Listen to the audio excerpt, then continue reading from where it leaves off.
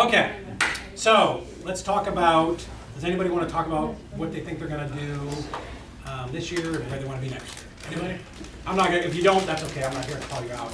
But I do want to talk about like what percentage you think you want to grow. And let's talk through that just a little bit. I'll go. All right, man. For the rest of this year, we still fairly new, but have plan on doing 6 deals by the end of the year. All right. And then for 2022, the projection is to do 48 deals for the year. Nice. So 4 deals a month, 1 a week, Yes. basically. Good. I think you can do that. So what do you think needs to, you cannot be cold. I'm So. not good. I'm good. All right. It's like a clown show behind you guys. By the way, I also do podcasts. I have a special room for it because I had to get away from them all. Actually, I'm tired of setting stuff up and taking it down on my desk. And there's like this glass door, and I'm in there talking and doing my thing and trying to be professional. And Brooke goes lurking by. Trying to make, and the next one, just trying to make me laugh during the middle of it. Every 5 minutes, I need you. I need you, what are you doing? I'm getting messages like, I need you. I'm like, I'm on a podcast. You know, you can see me through the glass door. Y'all wanted to come to the office to see what it was really like. Here we are. Cool, so basically 1 deal a month. What are you gonna do, or what do you need to start doing? So here's the other thing too, like, you're not just on January 1st gonna wake up and all this stuff's gonna happen, right? Like, now is the perfect time of year to start thinking about this. What things do I need to be putting in place? So, you want to talk through that a little bit, or do you want to come back? Sure, I can talk through it. Just being able to work the deals, utilizing investor lift better. Right. Because the buyers are there, I just need to, be able to touch bases, reach out to them and show them my deals, and just be more focused and move with intention. Okay, so a couple things there. So he needs to get his buyer, or somebody needs to get the buyers up for you. Because I helped him set out that deal today, and there's only like 400 buyers in there. I know he has a bigger list than that for North Carolina. Oh, yeah, import the current. Gotta get Yeah, them okay. for it. Mhm. What day are you guys going back? Sunday. You're gonna be here Monday. If anybody's gonna be here Monday, like the most smartest person that does like all the crazy technical stuff just walked out the door. Narissa, like you guys spent some time with her before. There are a lot of things that I'm gonna say I do or we do, and a lot of it is her and them. So whenever you say, when I say me, I mean them. I just want you to all be super clear. I tell them all the time when I'm out, like I tell people all the time, like I do not do any of the magic here, In fact, they would probably prefer that I was involved in less. But they are the ones that make our company run. So if you happen to be here Monday, she's awesome and can help us with some of that stuff. But because I know she knows how to geotag them or something. But yeah, you gotta get those uploaded because that's definitely affecting how you sell your property. Right? Because you gotta, again, we'll talk about this a little bit. Like we're a marketing business, right? We all know that, right? This is not the house business; we're a marketing business. So you gotta get that done. But then we've got to look at like what is your marketing, and are we fine tuning that, and making sure that, and we're gonna talk so much about that tomorrow and Sunday, but that you are just being intentional about where you're dropping your marketing. Anybody else? Greg?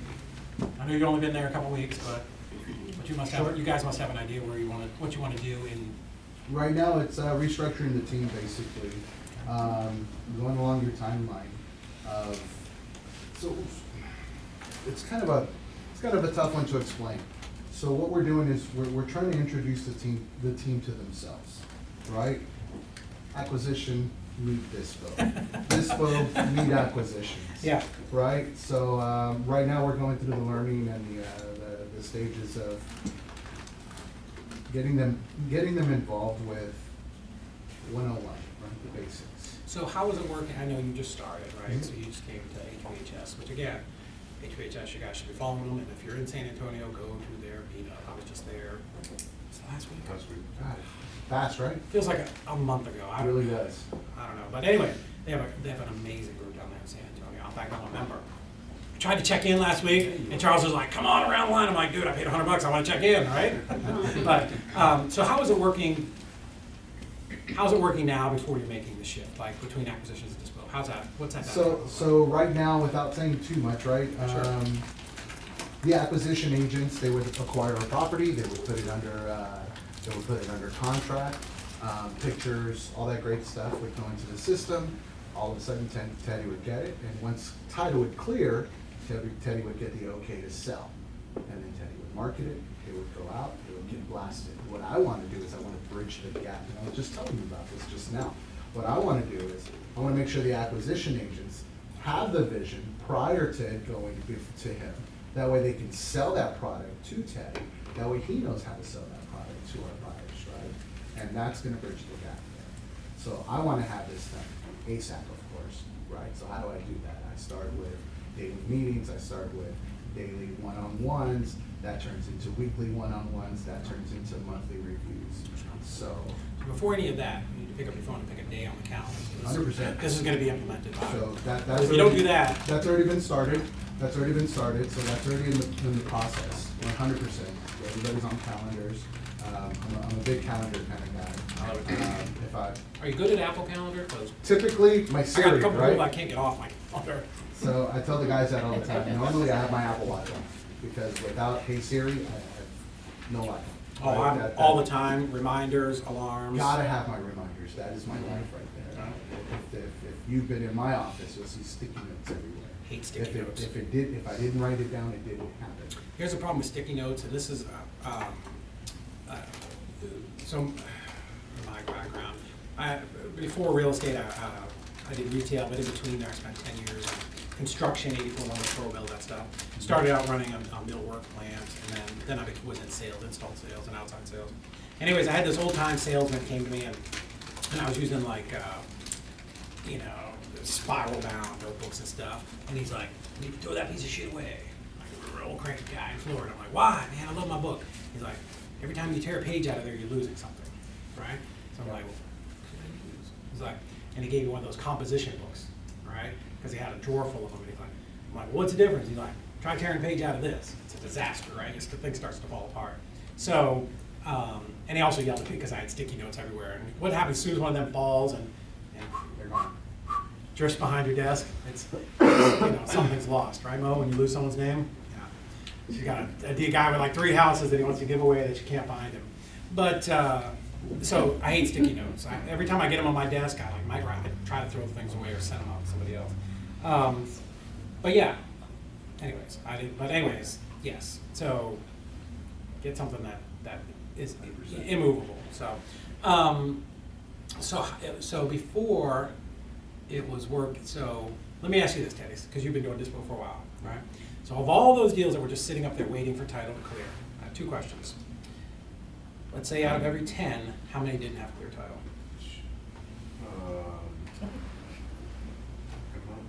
I'll say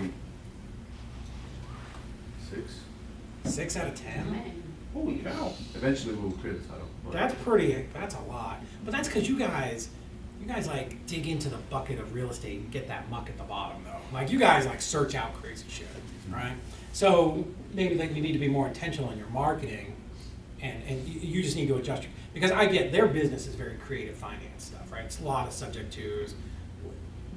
You ever see that movie A Beautiful Mind or A Perfect Mind with Russell Crowe?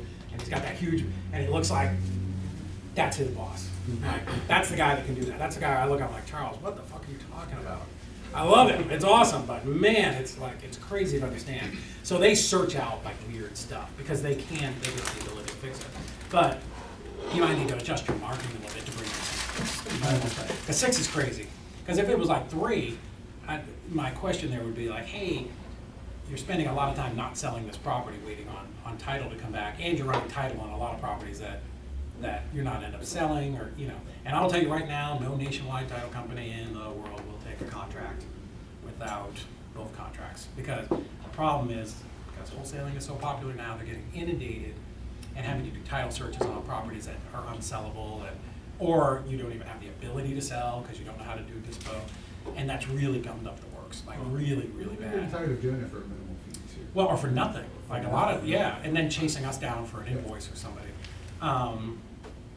So that would be those kind of 2 things that you probably you have a system issue too. So that, and that's why we started the new team that's starting to catch more items in our backyard, if you will. Yeah. right? The affordable market housing, areas, right? Things that we can do faster, so we can get to that end game a lot faster.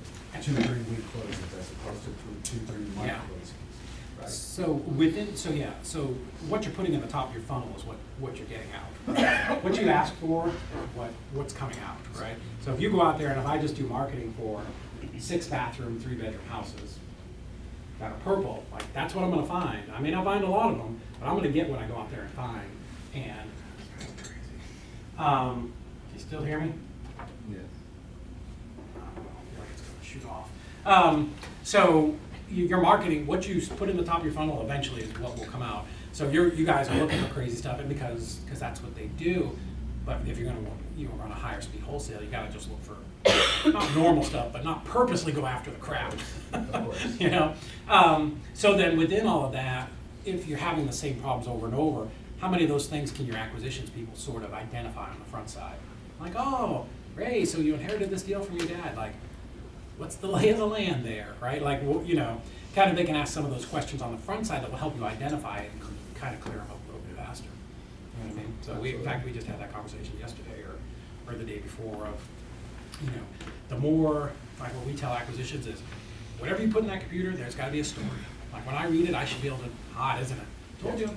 That's a big code. Please. You what? It's perfect right It's now. perfect? Yeah, but it's on the way to being hot. This is just that perfect stopping point. No, it's good. Yeah, like what your acquisitions people put in the system has to be a great story, because again, 100%. when you're working on with a company or an operation where everybody's doing a different job, right? I can't continuously be going back and sending the dispo person to walk over or call if you're using DAs or whatever it is. Like you gotta have good notes. Setting proper expectations. Yeah, like here's what and you'll only have to kick it back 2 or 3 times and be like, bro, told you, I gotta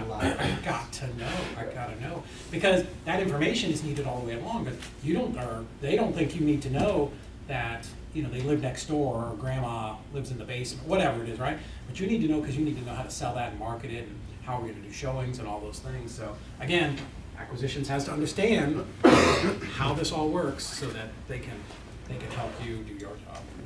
Well, it's what they say in the it's all like a symbiotic kind of deal. Like we all work together. So real quick on that, oh, sorry. Nope. I was just gonna say, what were you gonna recommend if they said a lower number on how many have problems? Go ahead and start pushing it out there? Yes, 100%. Okay. So I get that why people don't do that. Mhm. And if you're saying it's 2 or 3, right? So now 60% of your properties, you're giving him less time to sell it, Mhm. right? So here's the thing: when you get a signed contract, and I'll give everybody ours. What we use a very simple 1-page contract. It's so simple a 3rd grader can understand it, right? It's 10 lines.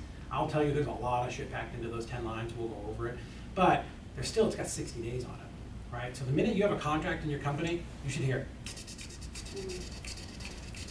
Because there's a timer ticking, right? So if you're gonna waste 2 weeks of it before you even give it to Dispo, right? Now, you don't have 60 days. You don't even have 40 days left. Yeah, right? Because now you're like, oh, well, I guess I'll get pictures, right? And I'll tell you, as great as Heather and her team are, like sometimes it can be what? It can still take 2 weeks to get pictures. Not always, but what's the fastest you've gotten pictures lately? Okay. A day, but 3-4 days is like pretty good, right? So now you're at 24 days, right, out of 60. And then it's gonna come over to whoever's doing, now somebody's gotta reevaluate the property, you've got those pictures, someone's gotta get it on the internet, the website. Like there's another 3 days. Like let's say you're awesome, 2 days, right? You're just chunking away at that time, and you don't have 60 days to sell it. You got 60 days to get it closed. Well, what's closing taking right now? Depends who you're using and what kind of deal it is, right? 2 weeks. So now you're at 30 days before you've even started. Yeah. So that's the problem with it, is unless you're putting people on a 90-day contract, that's a tough sell in today's market. Of like, hey, we're gonna buy with cash. Do you mind if it takes 90 days? So just time, speed counts, right? 100%. We're on high speed. So that would have been my answer. Sorry, thank you for asking. That's what we do. Yeah. I mean, if we get one in, and we know it's a good one, we'll order it that day, before we do pictures or anything. If it's kind of iffy, we don't know if we're gonna be able to sell it, we'll start marketing it, while we're waiting for title work to come back. And then normally, if there is a title problem, then the sellers and the buyers are happy to extend until we get it figured out. Yeah, 100%. And that's something where your acquisitions can help you, right? Like, or somebody, right? Whoever does underwriting, however it works in your company. So when you're looking at, you go to PropStream or whatever you guys are using, you see quit claim deed, tax deed, tax deed, tax deed sale. Like that should raise flags for somebody. Oops, there's gonna be a problem here, right? This is probably not gonna be a property I can get title insurance on. And all of us probably say, hey, it's cash only, cash only clear title with prorate taxes. It's a red flag. Like it's okay, like you can work around it, like we can all sell tax deed properties, but if you don't normally do that, you need to make sure you're in bold letters telling your buyer, hey, this property was bought at a tax sale and and it needs to be cheaper. So yeah, anything acquisitions can do that same thing of telling you that story. Anything that underwriting can catch along the way is gonna help you guys at Dispo like tremendously. When you talk underwriting, what are you talking about and who does that? I mean, Yes. I know you have an underwriter, but specifically, what are they? So, the underwriter, we have Heather does it, because she's kind of that last stop in acquisition, she's the manager. So she will look at that contract or that deal, either right before it's inked or just after, and just verify, right? Because acquisition's like, hey, the property makes sense, the numbers make sense, we've comped it, we've done all of those things. Yeah, I think it's good. But, Mo and Carson and Andy, they're also talking to, 100 people a day, right? So they're bzzz, and somebody needs to stop and go, okay, let me take a quick look at this. Is it next to a nuclear power plant, right? Oh, that number's not gonna work, right? Is it on a main road, a double highway, right? Or does it back up to a highway? Well, did I comp it off other properties that are based on a highway, or was I looking at something in the subdivision 3 streets in? So underwriting is just that last stop of, hey, does this make sense, right? Does this number, is it what we thought it was? Reevaluating it, kind of reviewing it. Yeah, With yeah. fine tooth comb, if you Yeah, will. a little bit, and it kind of happens twice, right? It's gonna happen 2 times. It's gonna happen once before, because once we cross that line in the middle here, like that's not it. Like in dispositions and what I'm gonna show you, like in our dispo, like we're marketing, we're spending money. Like the day it crosses over that line, Narissa's got my credit card, man, she's spending, right? I mean, she doesn't spend, I'm not saying she spends, but like we're pulling lists, we gotta pay for that. We're paying for skip tracing, gotta pay for that. We're sending postcards, gotta pay for that. We're doing all these things. We're sending out RVMs, gotta pay for that. Sending out SMS, like we're paying, right? So, and then we're gonna order pictures, and we're paying, right? So like we have that's what we tell our JV people, we're 50-50 because we're paying, like we're investing money in this deal. So we just want someone to like, are we looking to spend $400 on this property, right? Because there's a cost in the dispo side too, not just the acquisition side. So you have to understand that. So that's that person's like, yep, I'm willing to spend your money. Cool, what are the pictures, let's go. So we're evaluating at that point, right? Is the square footage really the square footage, is it what it is? Does it look like what we think it does? And something great that Mo's been doing an amazing job for us is, because like all acquisitions, you should be shooting low, right? If you're not a little bit embarrassed about your number, I promise you you're too high. So one thing that Mo's really great at is, hey, I think I'm at 46,000. Oh, I really need to be at 52. Is that the sound you make? If y'all aren't making that sound on the phone on every conversation with somebody, I'm telling you, you're missing out. That's the secret. You want the secret? And then shut up. And then shut up. You're here. How about this? How about you give me a picture of each of the rooms, and let me get those pictures and take them back to my boss and see if I can push this number up. See what else I can squeeze out. So I can squeeze out of it. How much do y'all anchor? Like, on y'all's office? We're all the time anchoring people down low. Right. So, because now what that does, that's going to solve a whole other acquisitions problem for you. Because especially if you're virtual, like if you're going in and seeing a house and you're in there, this doesn't really apply, but because Lee, right? Like you're probably going and looking at houses, right? We're boots on the ground. You're the boots on the ground, right? So if I'm standing in a house, like I've been doing this a long time, right? I'm also the guy selling it if you're local. So I can be in there like, oh, yeah, the floor's got to lean, whatever it is, like, and I know my market. Great, no problem. Like in my head, there's 2 sets of calculations going. What can I sell this thing for fast? And then I'm pretty good at basic math of minus 10 or minus 20 and go, Lee, I think I can get you 35 on this. Really, my number's 38, but I'm like, Lee, I think yeah, I could do that. Shit, I could have got 30. No, I could have got 30. But anyways, Yep. like, so we're inking it. Yep. But I walk out of there knowing that I have a sellable contract, right? So when you're virtual, surprise, like there's issues, right? There's gonna be things that come up. So if you can get that person to give you some pictures, now you feel a lot better about locking in that thing at a particular price, right? So even if, and almost never are they gonna give you good enough photos to do your marketing, but it's something to start with, right? So we've started that about, how long ago? About a month or two ago, and it's really helped us dial in.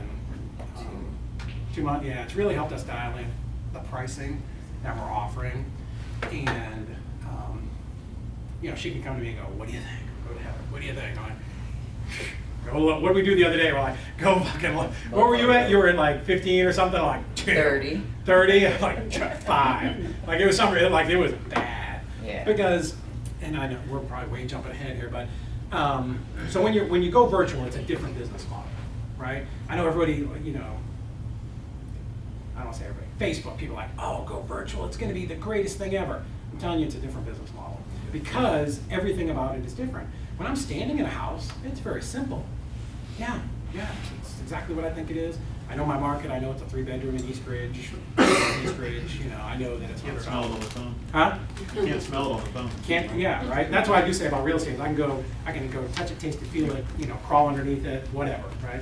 But when you're virtual, here's what you're depending on is, one, and I know everybody always says sellers are liars. That's not true. They're liars 30% of the time. 30% of the time they're gonna lie to you and make it out to be something better than what it is. Okay, great, we're on the phone, right? There's nothing we can do about that. The other third of the time, like they don't know. I just had a tenant move out of one of my rentals here in town, and I have not been in that thing in 8 years. Property manager like, what does it look like? I'm like, I don't know. Good, I also had somebody move out of one that was there for 3 years, and it was a disaster. So sometimes people just don't know, right? And we'll get that a lot if you're marketing to landlords. They don't know. So they'll tell you it's good, but they legit don't know. And the other third is, Mo lives in Connecticut. She's inherited this house in Texas, if that's the kind of marketing you're doing. And I don't know. I think it's good. So anytime you can get pictures, you just it's like clay, right? We're just always trying to mold it and make it a little bit better. So pictures are, if you can get it, fantastic. It'll help you dial in your number a little closer. So you guys have a source once you lock it up that you're getting better pictures? Okay. I didn't know if that was how you were getting them or if that's something else. That's what. So if they're good enough, fantastic. We'll roll with that on the marketing, but almost they never are. Because they like take it. They look down on the sink and they take the picture. Yeah. Worthless But pictures. sometimes they're good enough that you can start marketing something, like you can put it out there and start getting a little feel for it while you're waiting for the to Yeah. come in. Okay. Yeah. So anytime, like you should make that change. Acquisition should be trying to get those pictures. Have you coached them through a little walkthrough on what pictures should look like? A quick little wide angle, stand in the corner. But back I've of the also room. coached all the But- people that. No, I get that, because we still have it get written out, we the, have videos for them, we Instructions. go I through had it verbally, they I still had a want it zip on. form of 130 pictures, Yeah. one pic at a time. Yeah, That done was that. horrible. It was just one picture at a time, Yep. different zip forms. Yep. I was like, oh my God, and they were all horrible pictures. Yeah. Anyways, sorry. So, yeah, and I can get this to your, what I'm gonna do is I'm gonna put together like a Google Drive for you guys with a lot, because we're gonna talk about a lot of things, and there are gonna be things you can ask before that I didn't think you wanted, so we'll put together a list of all that stuff. But yeah, I mean, we literally tell people, hold your phone sideways. If you're using an iPhone, do that 0.5, right? Take pictures from the corners of the room. Because people stand in the middle and they're like, we see them all the time. These are people that were paying money to go take the pictures, not the homeowner. Take a video, start at the front door. You know where every video starts? Looking at the toilet. Love it. It just does. People are dopey, but so we try. Yep. You hope for the best, but don't depend on those bad pictures to market your deal. Like, are you going to risk your 20 grand on that shitty picture of the sink with a cockroach in it? Like, that's the picture you want to send out? Don't Well, yeah, well, I'll get you all that stuff. So what we do, really short, is we advertise on Craigslist, we advertise on Facebook. I'll get you the whole thing, man. Just remind me. Hey, my company's buying properties in your area. I need someone to go take pictures and video. Message me back if you're interested in this job. Pays $70, $100, whatever you want to pay them. And people will reply. We send them an email. Hey, read this document at the end. There's 2 videos. Watch those. Call me if you want the job. All right, so that you're going to screen out 90% of them because most of them won't do anything. And make sure you put your phone number at the bottom so they have to actually read to the bottom. And you know, the video is literally, I took one of our girls, we went to one of my personal properties. I'm like, I'm going to film you filming the house, right? And you're going to talk through it as you go. I don't want to keep you all here till 9 o'clock, but I'll just give it to you. And then I also filmed her taking pictures of the house. So here we are at the front of the house, and I'm showing her, and she turns around and takes the picture. Like, it's idiot-proof, and they still mess it up. Wow. So, and it talks, you know, we're talking through the whole thing. Like, hey, take the picture from the corner. They still fucking. So. We started having, like, people we were interviewing send us, like, even if it was their own photos in a Google Drive to prove they could load photos into a Google Drive. Yeah. And then scan us, like, some sort of document. And our girl, Carly, our assistant, couldn't get one single person qualified to do our inspections down in Kentucky because nobody could figure it out. It's Heather, she just stepped out with, like, most of them are pretty good. But every so often I'm like, did we cash out this person? Did we pay this for this? Because this is crap. I gotta tell you, like, the Dispo girl's like, I can't do anything with this. Like, what? One guy, we sent him lock boxes and he put the key in the lockbox and put it in the house.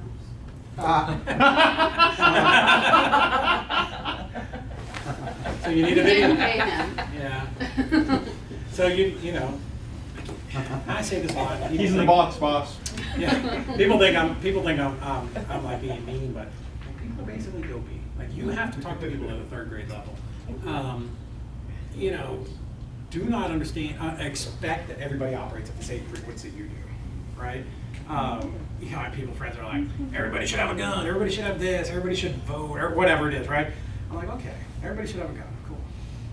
I'm gonna go to Walmart at 10 o'clock on Friday. I'm gonna just stand there and take a look around, like, do you want Penelope over there in her slippers and her jammy jams carrying a rifle on her shoulder? Like, when you say everybody, you're saying everybody like me. That's what you're saying, right? So do not project that we're all like operating at this level. Like, society is made up of a lot of different people. So just, you know, understand that that's what you're dealing with out there. And I'm not saying that to be good or bad. I'm just saying that's what you're dealing with. And you have to present information to them on a level that they understand. You know, if you ever talk to any national speaker or person who's on TV or politician, like they all say, both sides, whatever, like you have to talk at a 3rd grade level. Because if you start talking really fast, and then we can get into mirroring and matching and all that stuff, but people gotta be able to understand you. So, anyways. Cool, so what about you guys? How many deals you do this year? You wanna talk about it? How many you gonna do next year? What's your plans? I mean, I did it as revenue. Cool. I think we're somewhere around like 900,000 this year. Nice. We only wholesale, so I mean, we usually average like 10, 15, probably closer to 15 to like 18 a month. So I want to do at least 1.5 million next year. So not quite a 50% increase. So we need to increase our marketing, increase areas with greater spreads, and just make sure that we're moving more as like an assembly line, so that there's no hiccups along the way, and then also getting more quality buyers that can move faster. Yeah. And move faster. I don't know how to go out in the garden and pick those people, but what we can do is have better conversations with people and determine really at the very beginning, am I going to spend my last dying breath on this person, or what am I doing with this When I say move faster, I mean The whole process. we Yeah. love Like fine tuning the process. we love our buyers to look at it, say I want it. Yeah. They don't need to send 10 different people in. They'll make us an offer that day. They'll send their earnest money that day, where That's other the people were dream. like chasing them around. Yeah. So I mean, obviously we want as many we can get who are truly serious and ready to pull the trigger. And so that will change a little bit depending upon your business model. If you run a local model, Mhm. like I did for a long time, fantastic. Like, we dominated the city, like, for a long time. And that would happen, right? I remember I was at one house showing it years ago, and I had this guy who came from Saudi Daisy, which is 30 minutes away, 20 minutes away north, right? So kind of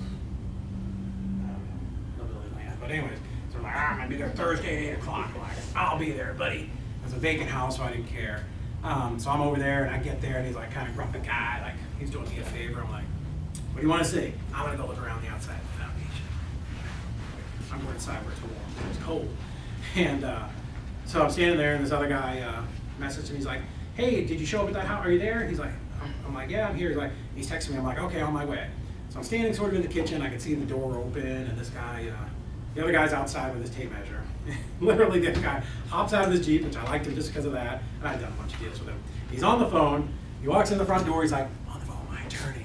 So he walks past me, like straight in, didn't go into any place else, comes back 10 feet. He's like, hey, just send me the contract. And walks out the door, right? That's what you want. Sold, right? Full price. Like, no, just send it to me. Dude on the outside, I'm like shivering, and he finally comes in, he starts asking me a bunch of questions like, hey man, that guy that was just here bought it. What? Fuck you, I'm pissed. Like, guy called me like 3 times that day, so mad. Yeah, that's what you want. So you get that in a hyper-local market because you build those relationships with people. But when you're on a national scale and you're working in virtual markets, and when you drop into that market, how do you find buyers today? You know, so we'll talk a lot about that. Because there's a difference, it's a different model. Completely different business, right? Because, give me a city where we're at, somebody. Peoria, Fargo, North Dakota, right? We've never been to Fargo, North Dakota. I don't know any buyers there other than hedge funds. So, you know, when the girls are back having conversations, they have to be very intentional and quick and be able to decipher whether or not this person's worth the crap right from the beginning. So cool. One thing that we do, and I've always done this, is we take our businesses, whatever they are, and we, you know, I love whiteboards. If you walk around my office, we have them everywhere. I sketch everything out left to right. We put out and we try to stress test it. Like, how can we break it? Right? Where's the chink in the armor? And we're going to do this with one of our other companies on Monday. But like, does everybody understand the process? What's the process? Like talk it out on a stupid first grade level. Like, where's the break? Because in your head, like, we all think like, oh, it works. It's all right. But you have to really stop and like look at your business from the outside. Like, where's the kink and where's the problem that Teddy's having? Well, how can we fix that? Right? Because speed counts. So what is the problem that you have that we can fix in marketing and acquisitions? So that's what I would be doing before the end of this month, so that you have at least 30 days to kind of start those things in place. If you want to do more stuff in 2022, which I hope you do. Okay, so now we're done with all the nonsense. So let's start talking. We're going to start talking about some stuff now. So what's the biggest lie in all of real estate education? By the way, there's a lot of real estate education out there. Some people do the business, some people don't. But to me, the biggest lie is if you have a deal, it will sell. Like, how many times do you hear that, right? Like that's the bullshit cop out that every guy who's a coach has ever, you know, if you just get a good deal, it would sell if you had one. Well, a couple of things there. One, just having a deal does not mean it's going to sell, right? Just having a contract on Teddy's desk does not mean it's going to sell, right? You've got to go out and do something about it. You've got to go out and do some marketing. And surprise, wholesaling is not about houses. We talked about this. This is a sales and marketing business. That's it. Like, that's what we are. You have to understand your widget. You have to understand how to price your widget. You have to understand how to buy your widget. But we could switch to flat screen TVs tomorrow if they became worth $20,000 in profit. Right? We'd figure it out. We're just, who is a likely buyer? Who's the avatar of a perfect buyer? We're going out and finding them. What do they want? Now we're going to go over to the seller side and try to pick that person out, right? They want. We could talk a ton about this tomorrow when we start talking about pulling lists. But hedge funds, what do they want? 1,000 square foot, 1960 or newer, 3-bedroom, 1.5 bath, in a good area. Well, that's not that hard to go out and find. It's just not, right? But it's just a widget. We're just marketing. We're just trying to go out and buy the right thing. And kind of the example I give people is, first of all, I'm allergic to peanuts, but I don't like them. But if I was going to have an ice cream truck, right? And have my own ice cream truck, it's going to be my business. What do I love? I love chocolate ice cream. chocolate ice cream. I love it. So I'm gonna stoke my truck full of chocolate ice cream. And I'm gonna go out, I'm gonna sell some chocolate ice cream, Ray, but some people are gonna be like, dude, I sure wish you had some pistachio. I'll be like, sir, do you have pistachio? Shit. Guy's like, man, I love me some pistachio.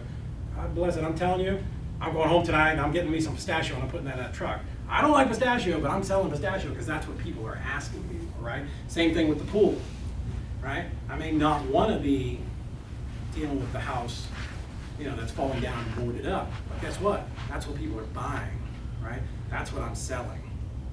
Do not be the ego-driven person who, goes out and puts under contract what you want. Your buyer doesn't give a crap what you want. I promise you, they want what they want, right? And that's easy to find data. What are people buying? It's not hard. I'll show you. You can figure out any market in about 15 minutes how to do it. It's no great big secret. I'll show you how to do that. So most real estate courses teach you like the how, not the why. And that's something that's really important, right? Like, oh, do this, do this, do this, and go do it. Go do it, kid. The one thing that I found that's successful for me and coaching some other people over the years is that start with the end in mind. So everybody has to understand why we're doing what we're doing. Because again, if I'm just telling my acquisitions person, go just offer everybody 42% of whatever Zillow says. Some are going to work. Like I'm not saying it's not all. They're all going to fail, but you're going to have a pretty high fallout rate. So to be successful in business, the key is to be able to put yourself in your client's shoes. I'm going to tell you, if you leave here with anything, this is probably one of the most important things. And has anybody ever read Never Split the Difference with Chris Voss, right? Come on. So what's the first thing he talks about? Tactical empathy, right? Johnny, did I send you the link to the masterclass? Yes. Did you watch it? Yes. So if y'all want, I pay for masterclass every year. I get, really, because I've sent them out, I get kind of like an unlimited number of free passes. So I can give it to you. It's only good for like 5 or 7 days, but you can watch this whole thing in 5 to 7 days. It's $200, man. Ray, you guys should have it because it's an amazing training thing. But just remind me, and when we're not in here, and I'll pull it up and I'll send you a link for a free pass. But understanding the position of the person you're talking to is the most important thing, which is why I asked all of you what you wanted to learn so that I can figure out how I can deliver on that, right? So again, we talked about this is a real deal for sellers, right? And we'll talk a ton about buying it, dealing with negotiating with buyers and sellers. But if you don't understand, Johnny, what do I always say? What's their what? What's their why? What's their pain point, Their right? pain What do we point, yes. poke that pain all the time, Yes. right? So if you don't understand what the pain point is for the seller and what it is that you're trying to help them achieve or get out of, right? Because everybody does things based on what? 2 things: pain, Pleasure. pleasure. I promise you, every decision you make is pain and pleasure. Think about it, right? I'm gonna go this way because it's the shortest way. Some version of pain. Going to McDonald's because I just feel like I'm eating a quarter pounder, right? Or, I'm going to Taco Bell because I can eat it easier as I'm driving, or whatever, right? I'm going to go this way because I got to get home faster because I got to go to the bathroom. I'm going this way because it's slower because my spouse is driving me crazy. it's either to get or to avoid pain or pleasure, right? So why does your seller want to sell? This goes back to the story, right? Like, golly, like we've got to know. Everybody along that way has to know. Not only, in the case of a seller, right, what the seller's problem is, like the transaction coordinator needs to know too. Because, maybe the pain is, hey, I've got a foreclosure sale coming up in 12 days. Well, God bless it, everybody on the team better understand that. Like, you don't have 60, you got 11, right? Like, we need to make this happen right now. So why are they selling, right? If you don't understand that, like, I don't know how you can help them, right? Now, this is the game we get into. And same thing with buyers, right? Like, why is your buyer buying? Brooke is really great at this. Olivia's good. Like at the beginning, right? We need to figure out why. Like, Lee, what do you need to do? What are your goals this year? What are you looking for? Tell me what you're buying. Oh, great. Where do you normally get your deals? Oh, MLS. Oh, awesome, man. Do you ever have a problem like with all the upbidding and all that stuff? Yeah. Like, talk to any MLS buyer. Hate that highest and best and all that bullshit. And like, it's great if you're a realtor, right? But an investor hates it. If you guys have ever bought a deal off of MLS, you freaking despise getting an email or a text. I need your highest and best, right? Oh man, great, okay, cool. And how many properties do you got to buy? All right, well, so Ray, I got this deal and it's 80,000, or Lee, I got this deal, it's 80,000. I can only give you 70. Hey Lee, listen, I get it. Let me show you what I think the ARV is here. And I know you said you need to buy 3 deals by the end of the year, and I hate to see you miss this one. Here's the good thing about working with us. You can click the win it now button and it's done. Right? There's no bidding. Right? So, but if you don't understand what that pain point is, you can't poke it. Right? So otherwise, here's what happens. You're at 70, I'm at 80. I push you, you push. All we're doing is pushing a widget across the table. Right?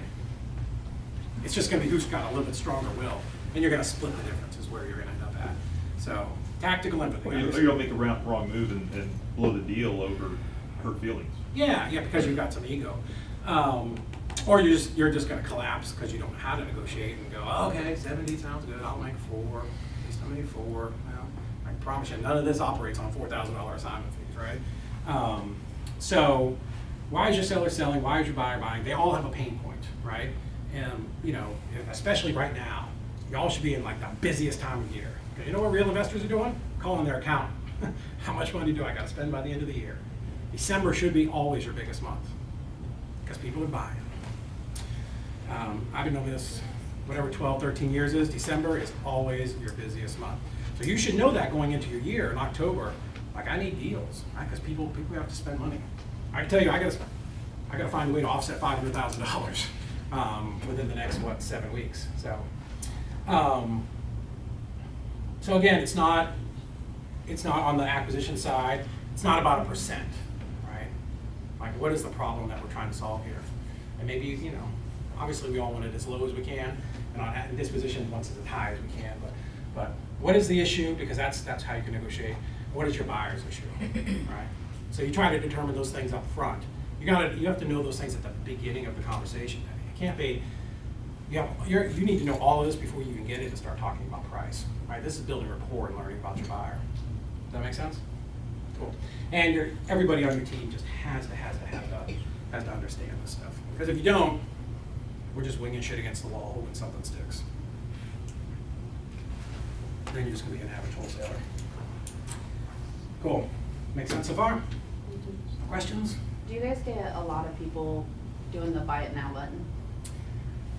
Like, what do you think, Brooke? Like 8, 10%?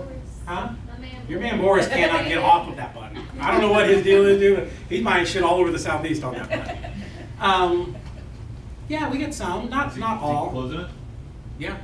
Robert said it's some kind of brain science that pumps like dopamine into you by pushing that button. Yeah. So, but there's a little bit of strategy behind that. You can't just put such a high number on it. Mm-hmm. I like to be at like $2,500.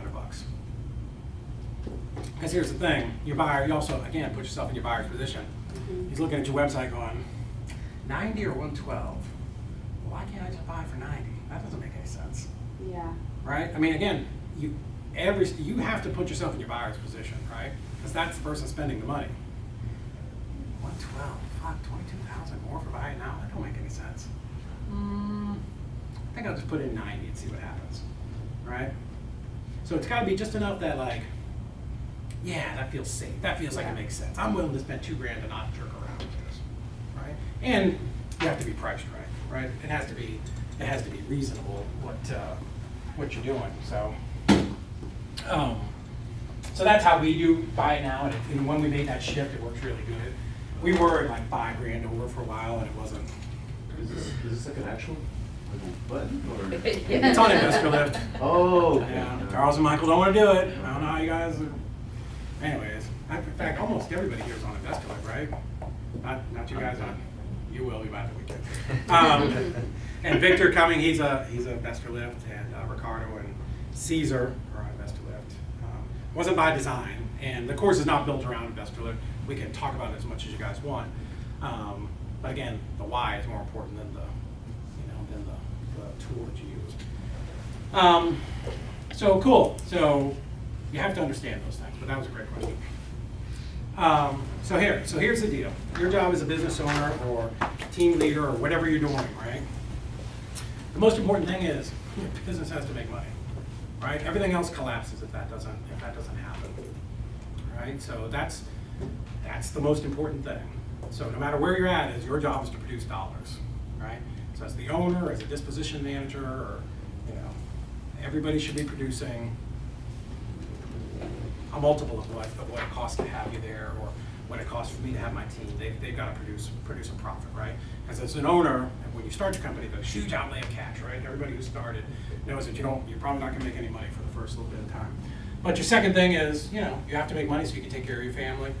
The next person is to take care of your team, right? My job is to make sure all of them get paychecks, right?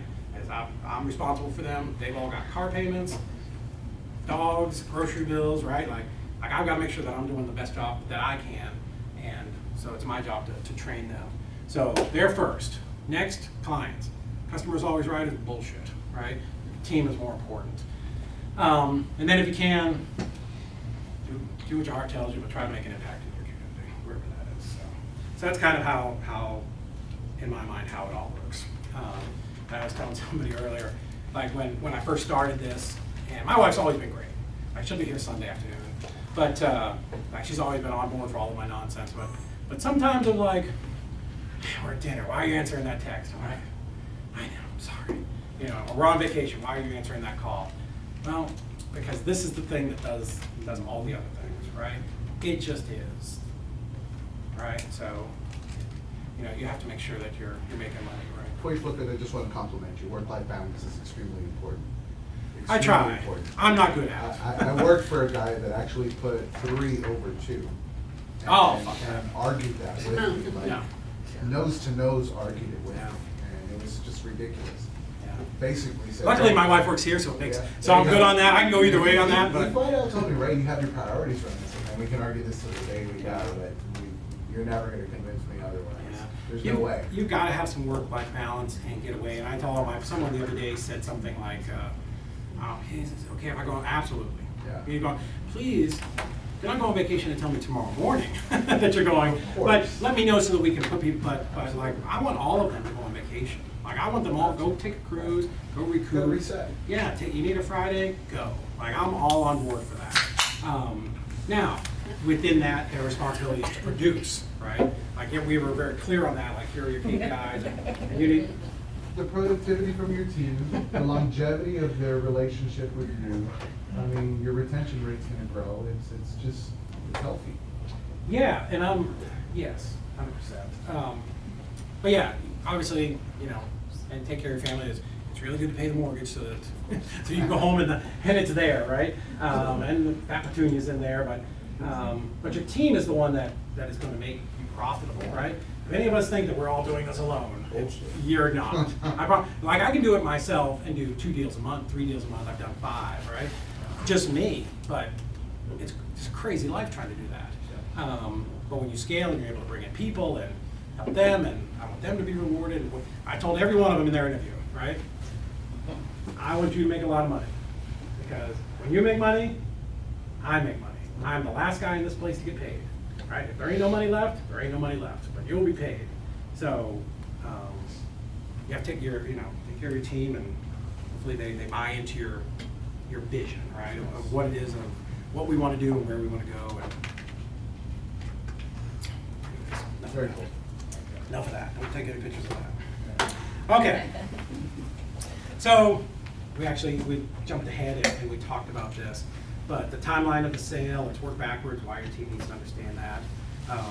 Anybody have any questions about that, or does anybody think it's crap? No? Oh, okay. Huh?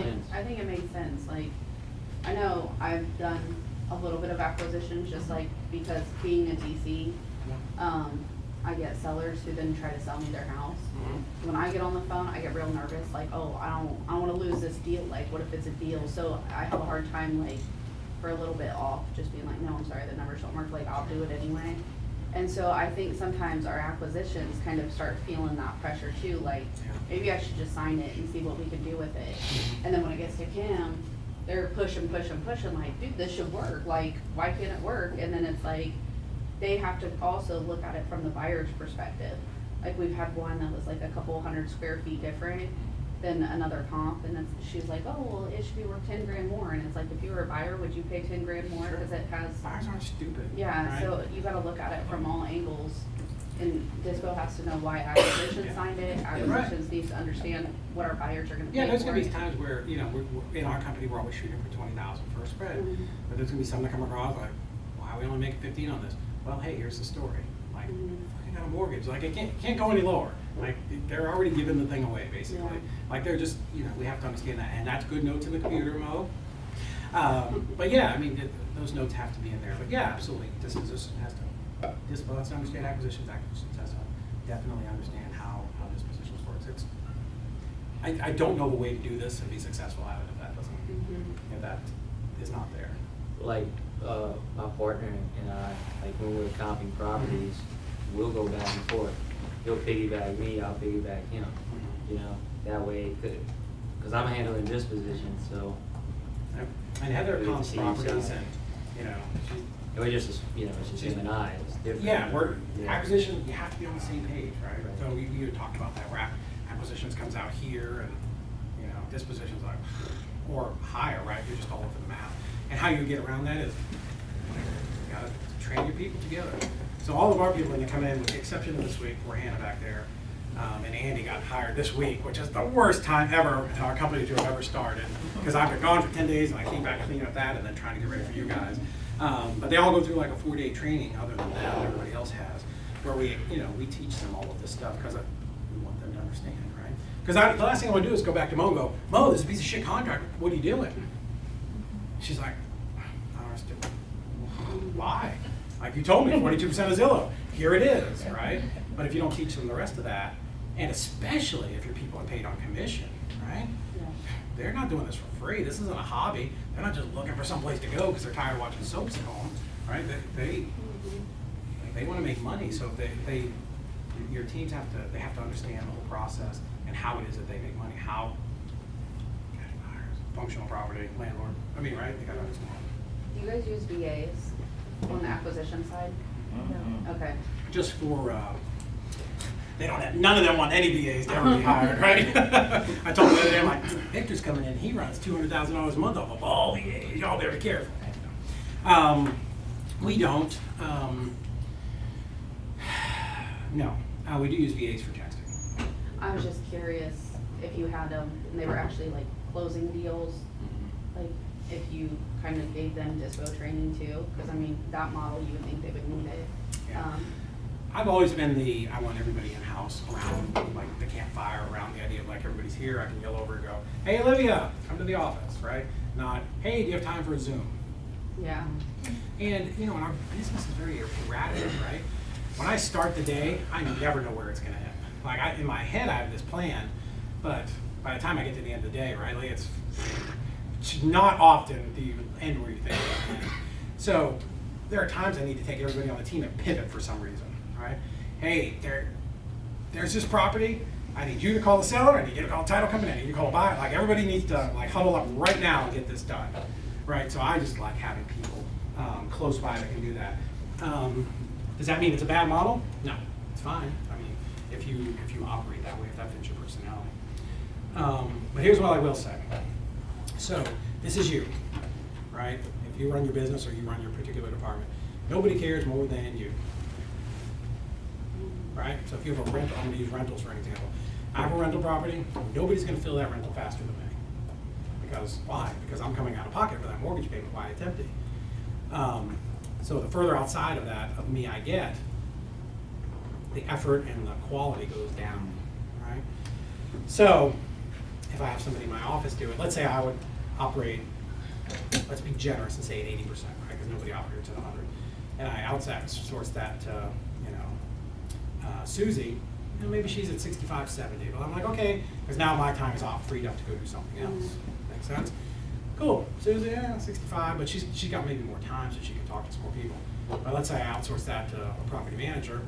I'm not saying they don't care, but they're managing 1,500 properties, right? Sure, they care, but do they have the attention to put on it that I would? Right. No. If I operate that out to a VA to do postings, what do they care? They don't. $4 an hour, click post. Maybe it's in the right group, maybe it's not, but I made my post, right? So the further away from you that you get with VAs, like the quality goes down. Now, there's also the economies of scale, right? Yeah, they're operating at 40%, but they're talking to 5,000 people a week. right? So you understand like how that can kind of offset itself. So the further away from the hub you get, the lower the quality. You might have heard this week that there was a $500 billion corporate disaster this week. Heard of a little company called Zillow, right? Well, here's a perfect example of that, right? You have a company which actually, the whole idea of what they were doing was a little bit flawed from when they started. But they had people out in all these cities buying houses, and they weren't tied to profit. They weren't tied to anything that mattered. You know what their job was? Because I've talked to them, right? Ray, you've probably talked to them too. Is, huh? Yeah, I need a quota. I need to buy 50 houses this month, right? We can goof on Zestimate and all that stuff too, but they were flawed in a bunch of different ways. That person wasn't a real estate person. That person was a checkboxer. Oh yeah, okay, I got another one. I got another one. I got another one. And they were built on some bad formulas and some bad stuff. But that guy did not care. Whether he bought a house, well, all that mattered was that he bought the house. Those are my favorite buyers now. I know. I get it. Listen, I love quota-driven buyers. Olivia and Brooke love. And if you build enough rapport, they'll tell you that. They'll Yeah. call you on the 20th, and they'll be like, "I need 2 more." Yeah. Now, and let's be like a very problem. let's be very clear.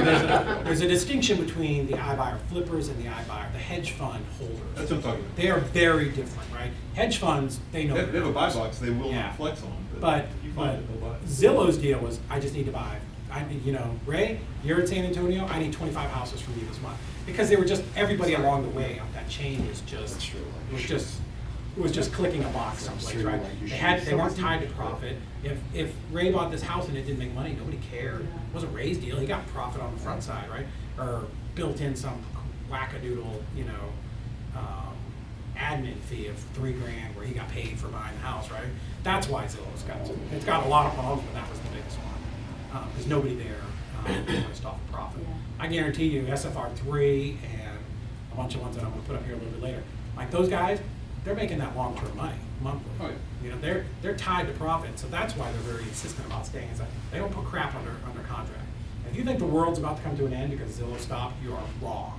I am telling you. I'm gonna show you some stuff here, data that I pulled yesterday. I think the hedge fund and industrial buyers, I call them, that are entering the market are going to outweigh Zillow Yeah. by orders. Zillow's 7,000 houses are nothing. It's- They're not selling those to us. Yeah.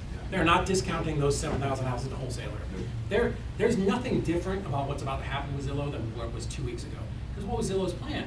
Buy a house, fix it up, put it on the market for as much as they can. They're just selling the houses they've got. There's going to be no market fluctuation. Like anybody's running around on Facebook saying it's the end of the world. He's a freaking nitwit that's never been to the market and doesn't understand what they're talking about. Zillow's plan when they bought those 7,000 houses was to sell those 7,000 houses. Their plan was not to hold them. So they're just going to work through over the next 3 quarters of those 7,000 are going to get sold, and it's not even a thing. Right? Other than that, we all get to say when our sellers call us saying, well, Zillow says, like, well, let me just tell you about Zillow. I'd love to send you an article that they are not very good at pricing properties. And that's the best thing about all of this for all of us. We don't have to deal with that hurdle anymore.